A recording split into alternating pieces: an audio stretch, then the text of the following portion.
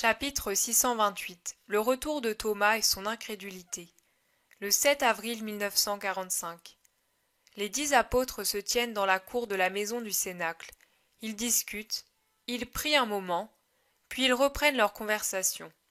Simon le Zélote dit : « Je suis vraiment affligé de la disparition de Thomas. Je ne sais plus où le chercher. »« Moi non plus, » soupire Jean. « Il n'est pas chez ses parents, personne ne l'a vu, pourvu qu'on ne l'ait pas arrêté. » Si c'était le cas, le maître n'aurait pas annoncé « Je poursuivrai quand l'absent sera là ». C'est vrai. Néanmoins, je veux encore aller à Béthanie.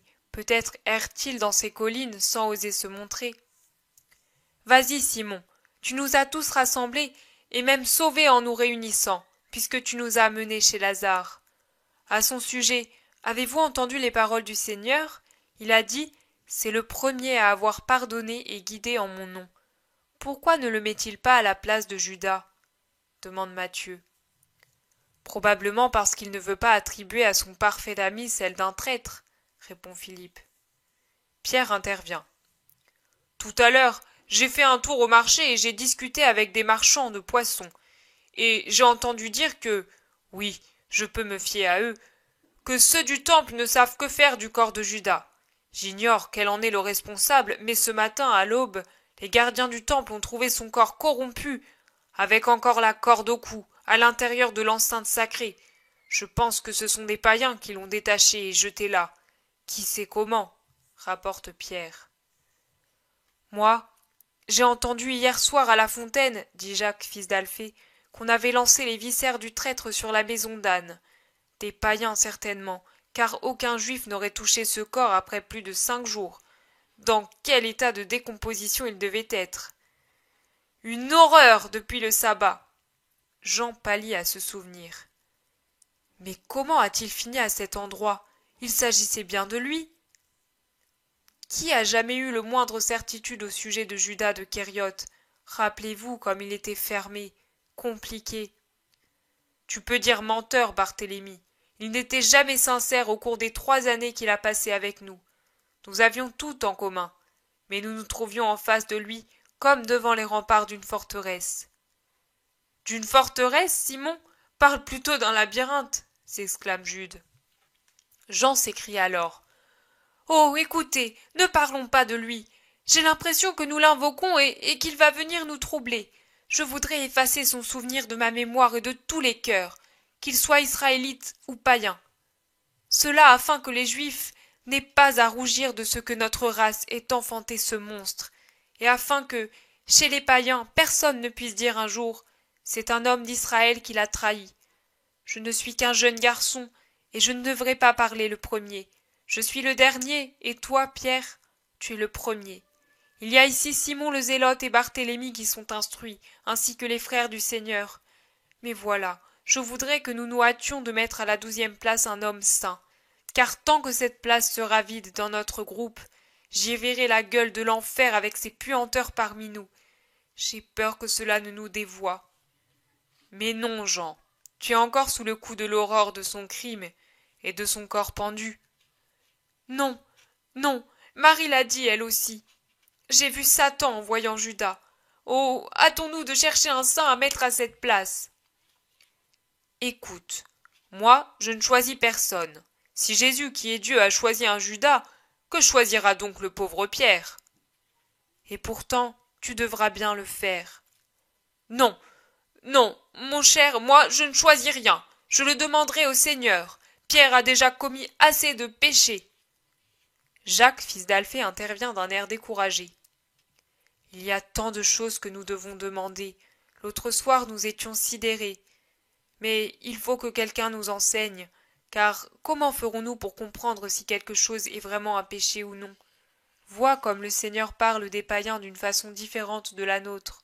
Vois comme il excuse plutôt une lâcheté et un reniement que le doute sur la possibilité de son pardon. Moi, j'ai peur de mal faire.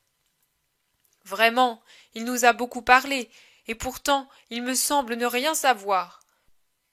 Je suis hébété depuis une semaine. Avoue décourager l'autre Jacques. Moi aussi, et moi de même. Ils sont tous dans le même état et se regardent les uns les autres avec étonnement. Ils recourent à ce qui est désormais leur dernière solution. « Nous irons chez Lazare, disent-ils. Peut-être que là nous trouverons le Seigneur et Lazare nous aidera. » On frappe à la porte. Ils se taisent tous pour écouter et poussent un « Oh !» de stupeur en voyant entrer dans le vestibule Élie accompagné de Thomas, un Thomas si hagard qu'il ne paraît plus lui-même. Ses compagnons se pressent autour de lui en criant leur joie. « Tu sais qu'il est ressuscité et qu'il est venu, et il t'attend pour revenir. » Oui, Élie m'a dit cela lui aussi, mais je n'en crois rien. Je crois ce que je vois. Or, je vois que pour nous, c'en est fini. Je vois que nous sommes tous dispersés. Je vois qu'il n'y a même plus un tombeau où le pleurer. Je vois que le Sanhédrin veut se débarrasser à la fois de son complice, dont il décrète l'inhumation comme si c'était un animal souillé, au pied de l'olivier où il s'est pendu, et des fidèles du Nazaréen. J'ai été arrêté le vendredi aux portes, et on m'a dit « Toi aussi, tu étais l'un des siens. Il est mort désormais, retourne battre l'or. » Je me suis enfui. « Mais où? Nous t'avons cherché partout. » « Où? Je suis allé jusqu'à la maison de ma sœur à Rama. Mais je n'ai pas osé entrer car, pour qu'une femme ne m'adresse pas de reproches, alors j'ai erré à travers les montagnes de Judée et hier j'ai fini à Bethléem dans sa grotte. Que j'ai pleuré, j'ai dormi dans les décombres et c'est là que m'a trouvé Élie à son arrivée. Je ne sais pourquoi. Pourquoi? Tout simplement parce qu'au moment de joie ou de douleur trop grande, on va là où on se sent le mieux. Bien des fois, ces années-ci, je suis allé là-bas de nuit comme un voleur pour me sentir caresser l'âme par le souvenir de ces vagissements. Je m'échappais dès le lever du soleil pour ne pas être lapidé. Mais j'étais déjà consolé. Cette fois, j'y suis allé pour dire à cet endroit « Je suis heureux » et pour en prendre ce que je peux. C'est ce que nous avons décidé. Nous voulons prêcher sa foi, mais nous en recevrons la force d'un morceau de ce mur, d'une poignée de cette terre, d'une écharde de ces poteaux. Nous ne sommes pas assez saints pour oser prendre la terre du calvaire. Tu as raison, Élie. Nous devrions le faire nous aussi, et nous le ferons. Mais Thomas dormait et pleurait. Je lui ai dit « Réveille-toi et ne pleure plus, il est ressuscité. » Il refusait de me croire, mais j'ai tellement insisté que je l'ai convaincu. Le voici. Maintenant qu'il est parmi vous, je me retire. Je rejoins mes compagnons qui partent en Galilée. Paix à vous. Élie s'en va. Thomas, il est ressuscité, c'est moi qui te l'affirme. Il a été avec nous, il a mangé, il a parlé, il nous a bénis, il nous a pardonnés, il nous a donné le pouvoir de pardonner. Oh, pourquoi n'es-tu pas venu plus tôt? Thomas ne sort pas de son abattement. Il hoche la tête, têtu. Je ne crois pas. Vous avez vu un fantôme. Vous êtes tous fous, à commencer par les femmes. Un homme mort ne se ressuscite pas. Un homme, non, mais lui est Dieu. Ne le crois-tu pas? Si, je crois qu'il est Dieu. Mais précisément parce que je le crois, je dis que si bon qu'il puisse être, il ne peut l'être au point de venir parmi ceux qui l'ont si peu aimé. Et j'ajoute que si humble qu'il soit, il doit en avoir assez de s'humilier dans notre carne. Non, il doit être, il est certainement triomphant au ciel, et peut-être apparaîtra-t-il comme esprit. Je dis peut-être, nous ne méritons même pas cela.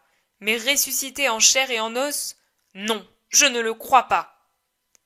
Mais puisque nous l'avons embrassé, vu manger, entendu sa voix, senti sa main, vu ses blessures, je n'en crois rien, je ne peux le croire. Pour croire, je devrais voir.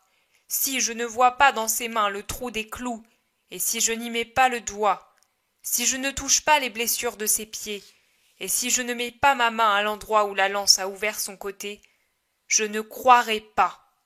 Je ne suis pas un enfant ou une femme. Je veux l'évidence. Ce que ma raison ne peut accepter, je le refuse. Or, je ne peux accepter votre parole. Mais Thomas, comment peux-tu imaginer que nous voulions te tromper? Non, mes pauvres, au contraire, bien heureux êtes-vous d'avoir la bonté de vouloir m'amener à trouver la paix que vous avez réussi à obtenir par votre illusion. Mais moi, je ne crois pas à sa résurrection. Tu n'as pas peur qu'il te punisse? Il entend et voit tout, tu sais. Je lui demande de me convaincre. J'ai une raison, et je m'en sers. Que lui, le maître de la raison humaine, redresse la mienne si elle se fourvoie. Il disait que la raison est libre. Voilà donc un motif supplémentaire de ne pas la rendre esclave d'une subjection collective. Je vous aime bien et j'aime le Seigneur.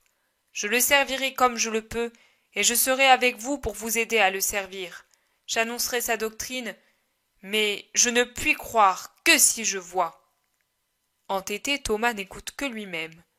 Il lui parle de tous ceux qui l'ont vu et comment ils l'ont vu. Il lui conseille de parler avec Marie, mais lui secoue la tête, assis sur un siège de pierre, plus pierre lui que son siège. Têtu comme un enfant, il répète « Je croirai si je vois ». C'est le grand mot des malheureux qui nient ce qu'il est si doux et si sain de croire, quand on admet que Dieu peut tout.